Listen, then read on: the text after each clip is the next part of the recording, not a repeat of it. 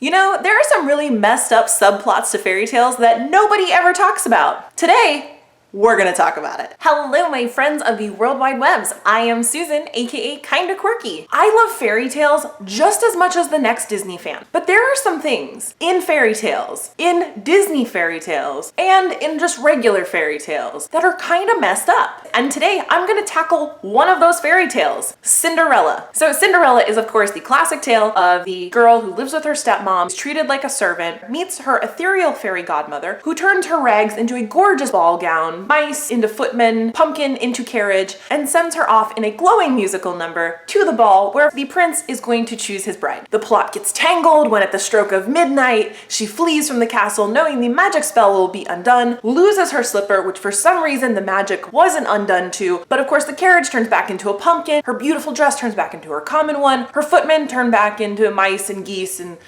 whatever other farm animals were there. That's not what is truly messed up about this story. What is truly messed up is still coming in this story. The prince searches all over the kingdom using the slipper that she lost to find her, and they try it on everyone, and nobody fits the slipper. Why can nobody's foot fit into Cinderella's shoe? What is wrong with her foot? I mean, yes, okay, so it's a custom-made shoe. Even if you had a custom-made shoe, you would find people who could get their foot into the shoe. Like, seriously, you guys, this is messed up. Why did nobody's foot fit into this shoe? I have 3 theories on why. Theory number 1, this girl, Cinderella, had horribly disfigured feet.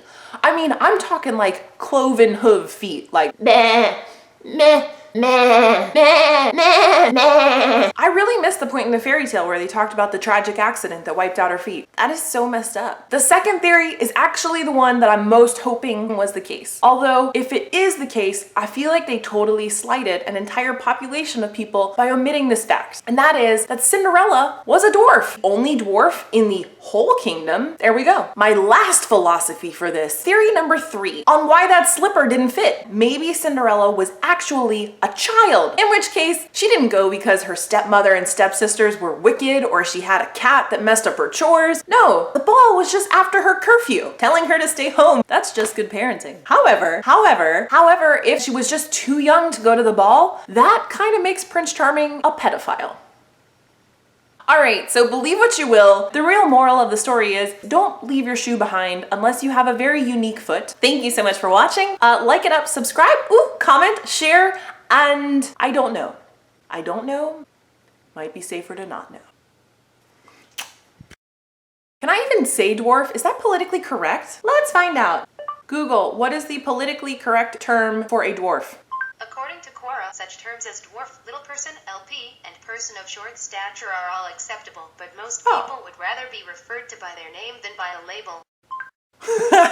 Google,